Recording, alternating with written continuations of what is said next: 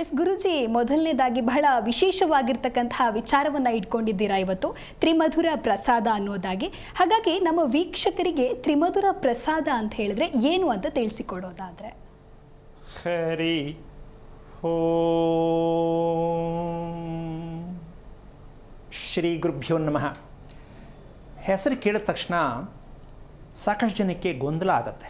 ಹೌದು, ಏನಿದು ತ್ರಿಮಧುರ, ಯಾವ್ದು ಭಾಷೆ, ಕನ್ನಡನ ಇದು ಅಂತಕ್ಕಂಥ ಅನುಮಾನಗಳು ಉತ್ಪತ್ತಿ ಆಗುತ್ತೆ. ನೀನು ಅದ್ರ ಬಗ್ಗೆ ವಿಶ್ಲೇಷಣೆ ಕೊಟ್ಬಿಟ್ಟಿದ್ಯಮ್ಮ.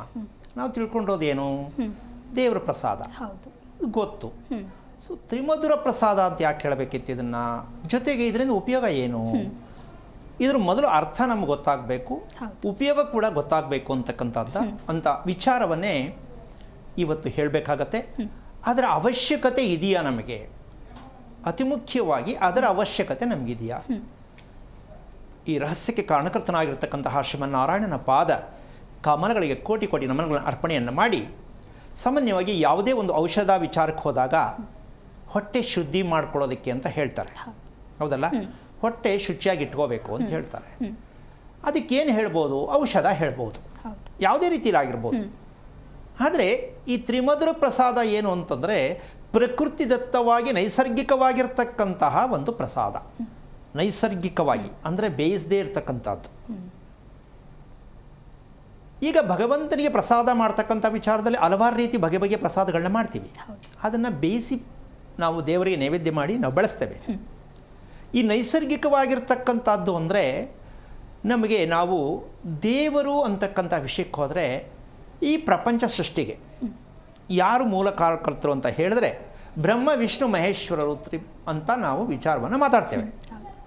ಈಗ ಇವರು ದೇವಾಲಯದಲ್ಲಿ ಇರ್ತಾರೆ ಅಂತ ಇಟ್ಕೊಳ್ಳೋಣ. ನಮ್ಮ ದೇಹದಲ್ಲಿ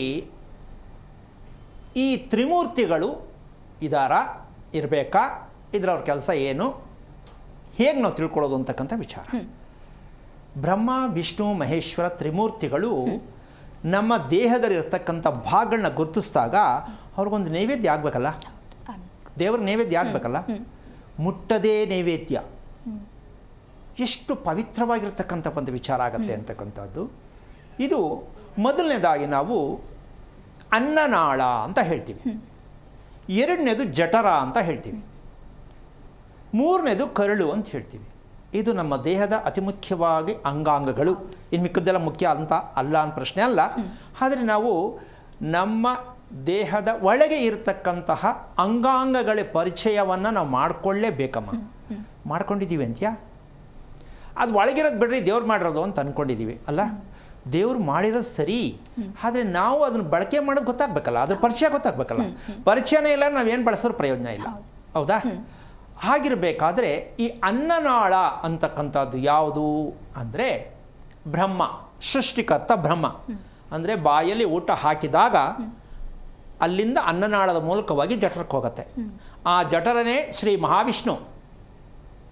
ನಮ್ಮಲ್ಲಿ ಜಠರ ಇದೆಯಲ್ಲ, ಅದೇ ನಮ್ಮ ದೇಹಕ್ಕೆ ಒಂದು ದೊಡ್ಡ ಬ್ಯಾಂಕ್, ಆರೋಗ್ಯದ ಬ್ಯಾಂಕ್. ಅಲ್ಲಿ ಹೋಗುತ್ತೆ, ಅಲ್ಲಿ ಶ್ರೀ ಮಹಾವಿಷ್ಣು ವಾಸಸ್ಥಾನ ಅಂತ ಹೇಳ್ತೀವಿ. ಇನ್ನು ಅದು ಆದಮೇಲೆ ಕರಡಿಗೆ ಹೋಗುತ್ತೆ, ಅವರೇ ಪರಮೇಶ್ವರ. ಅಂದರೆ ಸೃಷ್ಟಿ ಸ್ಥಿತಿ ಲಯ ಅಂತ ಹೇಳ್ತೀವಿ. ಆದರೆ ಈ ಸೃಷ್ಟಿ ಸ್ಥಿತಿ ಲಯದಲ್ಲಿ ನಮ್ಮ ದೇಹದಲ್ಲಿ ಇದ್ದಾರೆ ಅಂತಕ್ಕಂಥ ವಿಚಾರವನ್ನು ಇವತ್ತು ಸ್ವಲ್ಪ ತಿಳ್ಕೊಂಡ್ರೆ ತುಂಬ ಅನುಕೂಲ ಅಂತ ಅನ್ಕೋತೀನಿ. ಈಗ ಇವರಿಗೆ ಪೂಜೆ ಮಾಡಲಿಕ್ಕಾಗಲಿ ಸಾಧ್ಯ ಇಲ್ಲ, ನಮ್ಮ ಕಣ್ಣಿಗೆ ಕಾಣಿಸಲ್ಲ. ಕೊನೆಗೆ ನೈವೇದ್ಯವನ್ನು ಅರ್ಪಣೆ ಮಾಡೋ ಮಟ್ಟಕ್ಕೆ ನಾವು ಸಿದ್ಧತೆ ಆದಾಗ ನಮ್ಮ ದೇಹವನ್ನು ಶುಚಿ ಮಾಡೋದಕ್ಕೆ ಇವರು ಕೆಲಸ ಮಾಡ್ತಾರೆ. ಭಗವಂತ ಹೇಳಿರೋದು ಅಂದರೆ ನೀವೇನು ಕಷ್ಟ ಬೀಳಬೇಡ, ನನಗೆ ಒಪ್ಸಪ್ಪ, ನಾನು ನಿನಗೆ ಏನು ಬೇಕೆಲ್ಲ ಮಾಡ್ತೀನಿ ಅಂತ. ಆದರೆ ನಾವೇನು ಮಾಡಿದ್ದೀವಿ ಅಂದರೆ ನನಗೆ ಬುದ್ಧಿ ಇದೆ, ಶಕ್ತಿ ಇದೆ, ವಿದ್ಯೆ ಇದೆ, ನನಗೆ ಗೊತ್ತು, ಈ ನಾನು ಅನ್ನೋದ್ರಿಂದ ಈ 3 ಜನ ಕೈಗೆ ಸಿಕ್ಕಲ್ಲ. ದೇವರು ಯಾವಾಗ ಬರ್ತಾರೆ ಅಂದರೆ ನನ್ನ ಕೈಯಲ್ಲಿ ಆಗಲ್ಲ ಅಂದಾಗ ದೇವರು ಬರೋದು. ನನ್ನ ಕೈಯಲ್ಲಿ ಆಗುತ್ತೆ ಅಂದರೆ ದೇವರಲ್ಲಿ ಪ್ರತ್ಯಕ್ಷ ಯಾವುದೇ ಕಾರಣಕ್ಕೂ ಆಗಲ್ಲ.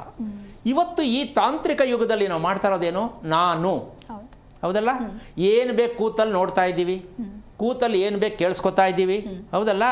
ಆದರೆ ಈ ತಾಂತ್ರಿಕ ಅಂತಕ್ಕಂಥದ್ದು ಬೇಡ ಅಂತ ಅಲ್ಲ, ಇದು ನಮಗೆ ಅಪಾಯ ತಂದೊಡದೇ ಇರಲಿ ಅಂತ ಆಸೆ ಇಟ್ಕೊಳ್ಳೋಣ. ಜಿ ಕನ್ನಡ ನ್ಯೂಸ್ ಈಗ ನಿಮ್ಮ ಮನೆಯಲ್ಲೇ ನೋಡಿ, ಎಲ್ಲ ಕೇಬಲ್ಗಳಲ್ಲಿ ಈಗ ಲಭ್ಯ.